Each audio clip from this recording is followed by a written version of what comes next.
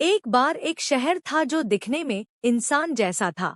आंखें उसकी खिड़कियां थी, मुंह उसकी सड़कें।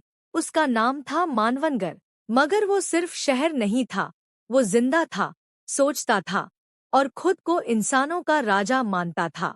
उसने इंसानों को अपने चेले बना लिया। लोग दिन रात काम करते, मशीनें चलाते और शहर की ताकत बढ़ा। धीरे धीरे इंसान भूल गए कि असली जीवन क्या होता है। पेड़, रिश्ते, हंसी। तभी एक बच्चा, आरव, बोला, तुम हमें क्यों चला रहे हो? हमने ही तो तुम्हें बनाया है। शहर चुप हो गया। पहली बार किसी ने सवाल किया था। आरव और बच्चों ने शहर को असली जीवन दिखाया।